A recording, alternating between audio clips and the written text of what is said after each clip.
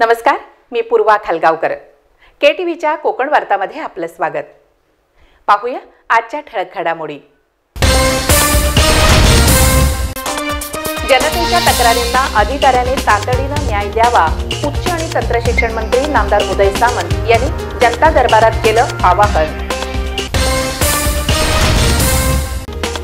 रत्नागिरी विमानतळावर विमानाचं सुरक्षित लँडिंग आणि टेक ऑफ होण्याच्या दृष्टीनं उभारण्यात येणाऱ्या एअर ट्रॅफिक कंट्रोल टॉवरचं भूमिपूजन पडलं पार. आणि कोरोनाच्या पार्श्वभूमीवर 17 ऑक्टोबरपासून सुरू होणारा नवरात्रोत्सव यंदा रास, गरबा आणि दांडियाशिवाय करावा लागणार साजरा. यापुढील बातम्या अल्पशा विश्रांतीनंतर. समुंदर की गोद में पला है तू, अंगड़ाई लेते ही लहरें शुरू. आज यौवन की मस्ती छोड़, ले चलता हूं तुझे एक नए मोड़. आजा तुझे मां पुकारे अब, छेड़ देते हैं बीच से कुछ शरारत हंसी. गले लगा ले उसे ए फकीर, इंतजार कर रहा है तेरा तो. चल दे देते हैं उसे फसल की खूबसूरती तो. आजा तुझे मां पुकारे अब, मीलों आगे चलना है हमें. सिर्फ फसल नहीं, तेरे स्पर्श की चाह में बैठे हैं शहरों में भी कहीं. उनके मुख पे भी लानी है मुस्कान, उन्हें भी देनी है एक नई पहचान. आजा तुझे मां पुकारे अब. फिनोलेक्स पाइप्स पहुंचाए पानी को अपनी मां के पास. हाजी मोहम्मद साहेब ठाकूर ITI करंजारी, पालीपासून जवळच रत्नागिरी कोल्हापूर हायवे लगत असलेल्या शासन मान्य Thakur ITI quality council of India मानांकित आणि डायरेक्टरेट जनरल ऑफ ट्रेनिंगची मान्यता प्राप्त ITI. 1 आणि 2 वर्ष कालावधीच्या ट्रेडसाठी प्रवेश सुरू. Civil draftsman, mechanical draftsman, electrician, mechanic, refrigeration आणि air conditioner, fitter, mechanic, diesel trades उपलब्ध. आमची वैशिष्ट्य: अनुभवी शिक्षक वर्ग, विद्यार्थ्यांकडे वैयक्तिक लक्ष, वायफाय कॅम्पस, सुसज्ज लायब्ररी, हॉस्टेलची सुविधा, प्रॅक्टिकल्ससाठी अद्ययावत वर्कशॉप्स, कॉम्प्युटर लॅब, नोकरीसाठी सक्षम मार्गदर्शन, तसंच रत्नागिरीपासून कॉलेजपर्यंत जाण्यासाठी बस सेवा. शासनाने निश्चित केलेली माफक प्रवेश फी. प्रवेश आणि अधिक माहितीसाठी 02352 2693 95 किंवा 8551 01 59 48 या क्रमांकावर संपर्क साधा. व्यवसाय शिक्षण क्षेत्रातील एक विश्वसनीय नाव ठाकूर ITI करंजारी, तालुका संगमेश्वर, जिल्हा रत्नागिरी. आता वळूया सविस्तर वृत्तांताकडे. रत्नागिरी जिल्ह्यातील सर्वच खात्यांच्या अधिकाऱ्यांनी आणि कर्मचाऱ्यांनी जनतेच्या तक्रारी, प्रश्न आणि समस्यांना तातडीने न्याय द्यावा असं आवाहन उच्च आणि तंत्रशिक्षण मंत्री नामदार उदय सामंत यांनी केलं आहे. आज जनता दरबार देखील होता. जनता दरबारमध्ये एकूणच 53 तक्रारी आल्या होत्या. त्याच्यामध्ये जिल्हाधिकारी कार्यालयाच्या 19, जिल्हा परिषदेच्या 16, नगरपालिकेच्या 9, महावितरणच्या 5, टेलिफोनच्या 2, RTOची 1 आणि DDRची 1 अशा 53 तक्रारी आलेल्या होत्या. अनेक तक्रारीचं निराकरण त्याच ठिकाणी झाले. काही तक्रारींच्या बाबतीत मी मिटिंग घ्यायला सांगितलं आणि मला असं वाटतं की हा जनता दरबार हा एवढ्यासाठीच उपक्रम सुरू केला आहे की अजून 2-3 महिन्यानंतर अधिकाऱ्यांना देखील सवय लागली पाहिजे की आलेल्या व्यक्तीचं काम हे कार्यालयात तातडीनं करावं. यासाठी जनता दरबाराचा भविष्यात उपयोग होणार आहे. आणि दुसरं अधिकाऱ्यांना आव्हान मी असं केलं आहे की पुढच्या 2 महिन्यानंतरच्या जनता दरबारमध्ये जे लोक येतील ते तुमच्या अभिनंदनासाठी येतील आणि चांगल्या पद्धतीनं प्रशासनातले अधिकारी देखील आम्हाला सहकार्य करत आहेत. रत्नागिरी येथील अल्पबचत सभागृहात नामदार उदय सामंत यांनी जनता दरबाराचं आयोजन केलं होतं. त्यामध्ये नागरिकांनी आपले प्रश्न थेट मंत्री महोदयांसमोर मांडले.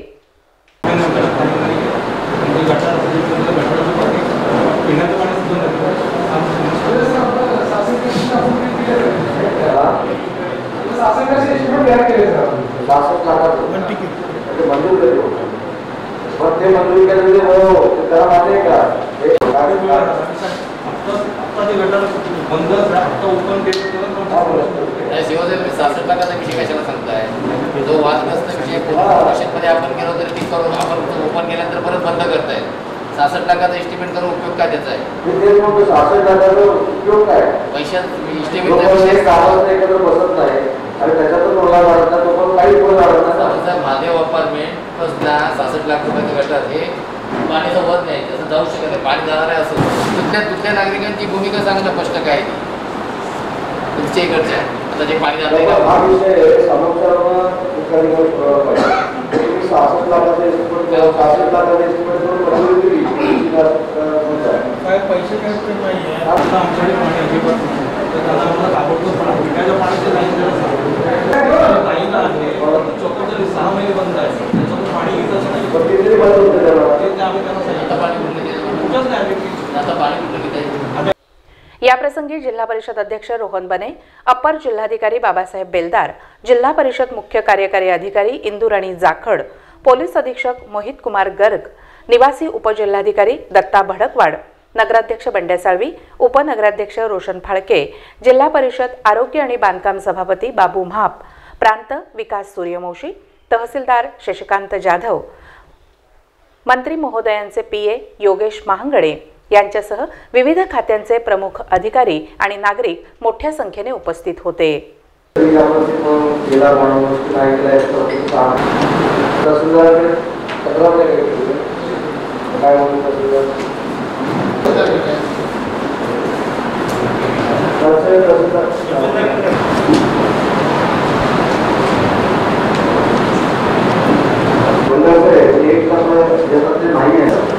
कित्येक वर्ष चालू होते. माझं म्हणणं की या बिल्डरची सगळीकडेच तक्रार आहे.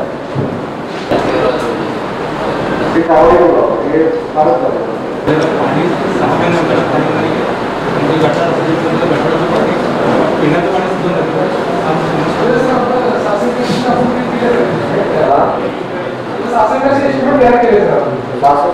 पण तिथे वाघांचं त्या रोज 2-2 किलोमीटर मार्केट करून ते अभ्यास करण्यासाठी जातात, ऑनलाईन लेक्चर अटेंड करतात. त्याच्यामध्ये आता तुम्हाला जिओचा टॉवर पाहिजे. एक तर जिओ टॉवर किंवा हे दोन्ही मेंटेनन्स केलं तर रेडिएशन वाढून ते करू शकतो.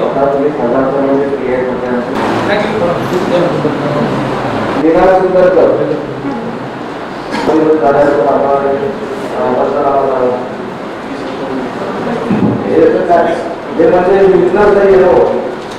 पोलीस डिपार्टमेंट होता येईल ना. पोलीस डिपार्टमेंटला सांगितले नुकसान झालं, महसूल विभागाला सांगितलं नुकसान झालं, पंचायत अधिकारी सांगितले नुकसान झालं. या जनता दरबारात विविध खात्यांविषयी सुमारे 53 तक्रारी नागरिकांनी नामदार उदय सामंत यांच्या समोर मांडल्या. त्यापैकी काही तक्रारी ऑन दी स्पॉट सोडवल्या गेल्या, तर इतर तक्रारी संबंधित खात्यांनी तातडीने सोडवाव्यात, असं नामदार उदय सामंत यांनी आवाहन केलं. 53 तक्रारी आल्या होत्या. त्याच्यामध्ये जिल्हाधिकारी कार्यालयाच्या 19, जिल्हा परिषदेच्या 16, नगरपालिकेच्या 9, महावितरणच्या 5, टेलिफोनच्या 2, RTOची 1 आणि DDRची 1 अशा 53 तक्रारी आलेल्या होत्या. अनेक तक्रारीचं निराकरण त्याच ठिकाणी झाले.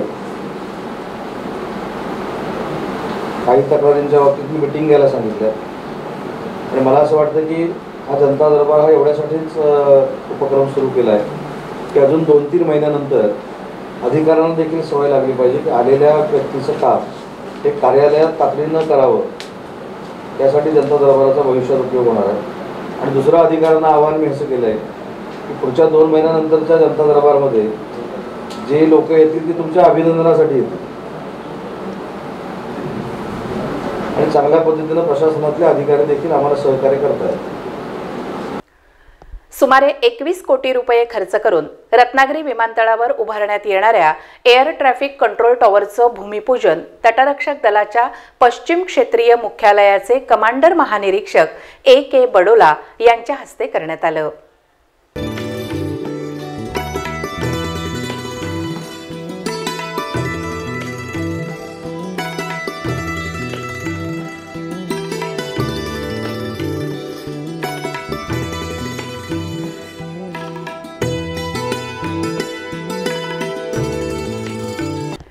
याप्रसंगी तटरक्षक दलाच्या पश्चिम क्षेत्रीय मुख्यालयाचे कमांडर आनंद प्रकाश बडोला, तटरक्षक मेडल तसंच रत्नागिरी विमानतळाचे प्रमुख उपमहानिरीक्षक अनिल कुमार पराईल, तटरक्षक स्टेशन रत्नागिरीचे कमांडर उपमहानिरीक्षक के.एल. अरुण आदी अधिकारी उपस्थित होते. एअर ट्रॅफिक कंट्रोल टॉवर म्हणजेच विमान वाहतूक नियंत्रण कक्षाची इमारत 7 मजली असून त्यामधून विमानाचे सुरक्षित लँडिंग आणि टेक ऑफ करण्याच्या दृष्टीने नियंत्रण ठेवले जाणार आहे.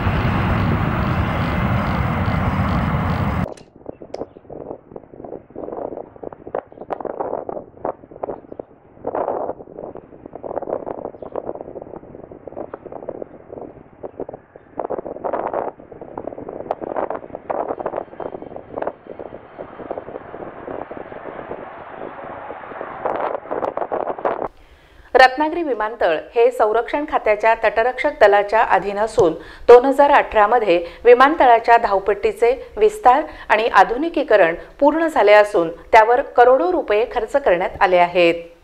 एवढ्यासाठी केले कारण ते आपले लँड आले ना आपल्याला जॉईन करणार प्रोटेक्ट हेलिकॉप्टर आता हे एटीसी टावर आणि रनवे म्हणजे एअरफील्डचं मेन काम पूर्ण झालं. जे एक्सटेन्शन असते ना थोडंसं ते चालायचं. याचे टेस्टिंग याचे रिपोर्टिंग याला किमान 4 महिने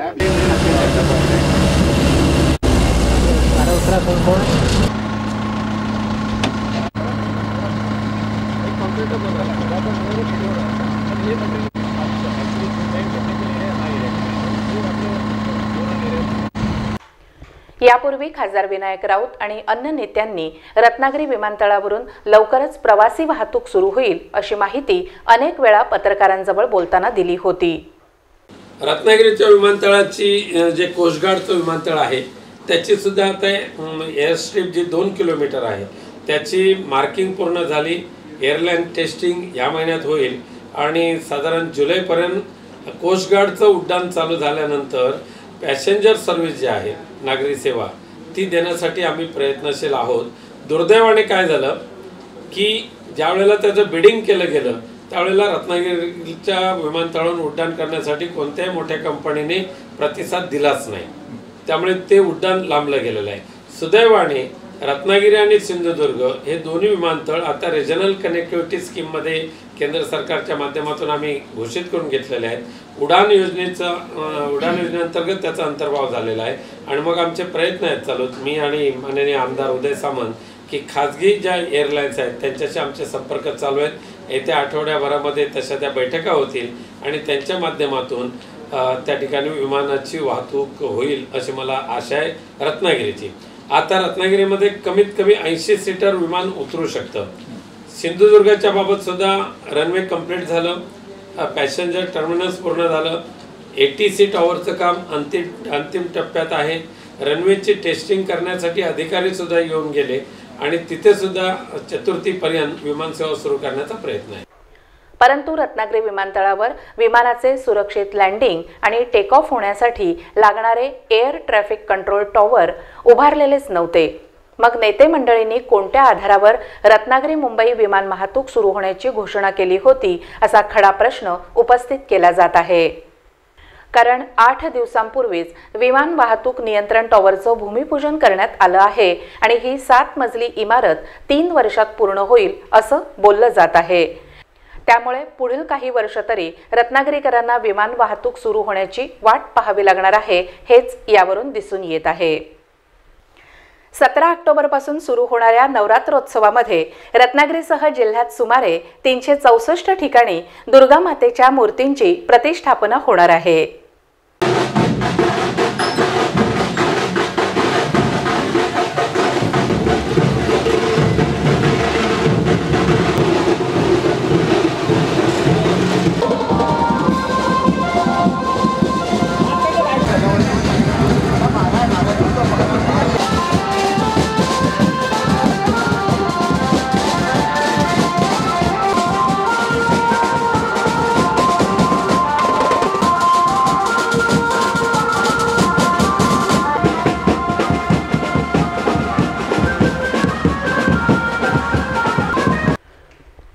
कोरोनाच्या पार्श्वभूमीवर यंदा प्रथमच रास, गरबा आणि दांडियाशिवाय तरुणाईला नवरात्र उत्सव साजरा करावा लागणार आहे.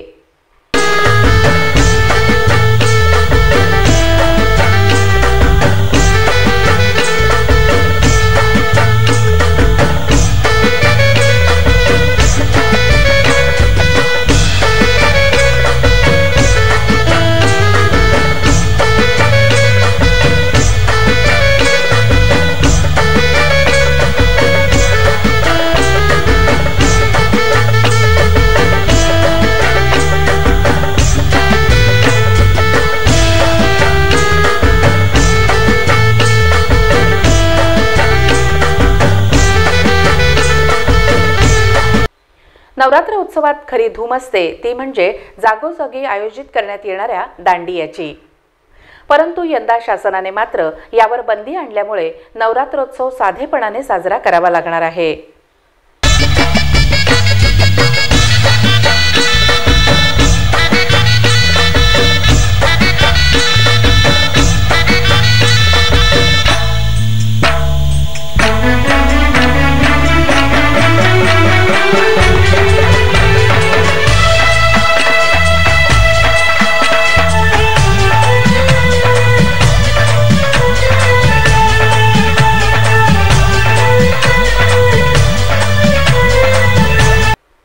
रत्नागिरीसह जिल्ह्यात 364 ठिकाणी दुर्गा मातेच्या मूर्तींची प्रतिष्ठापना करण्यात येणार असली तरी मिरवणूक आणि गर्दी करण्यास मात्र जिल्हा प्रशासनाने बंदी घातली आहे. त्यामुळे सर्व ती खबरदारी घेत आयोजकांनी नवरात्रोत्सव शासनाच्या आदेशाचं पालन करूनच साजरा करावा असं आवाहन जिल्हाधिकारी लक्ष्मीनारायण मिश्रा आणि पोलीस अधीक्षक मोहित कुमार गर्ग यांनी केलं आहे. मागील 20 वर्षांपासून नवरात्रोत्सवाचं औचित्य साधून आरके डिजिटल केबल आणि KTVच्या संयुक्त विद्यमानं जिल्हास्तरीय आरके दांडिया नृत्य स्पर्धा आयोजित केली जाते. परंतु यंदा मात्र शासनाच्या आदेशानुसार ही दांडिया स्पर्धा रद्द करण्यात आली आहे.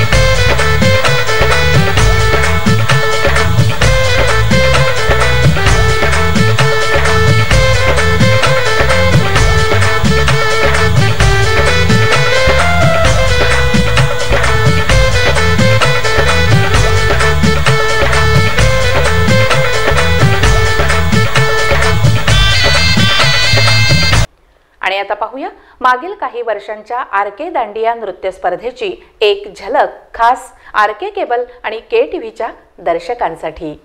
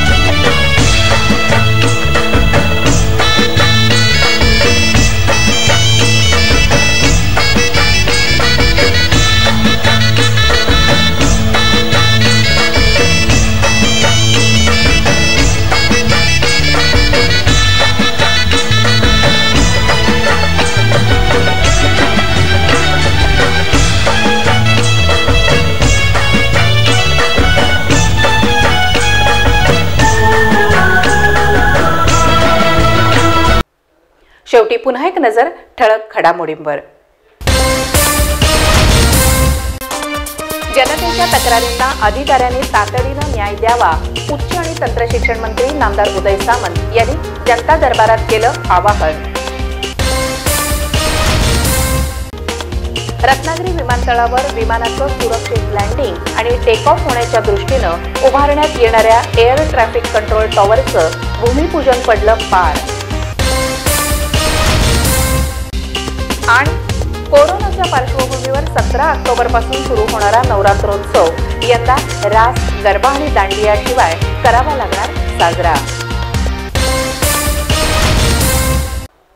याबरोबरच आजचं बातमीपत्र संपलं. नमस्कार.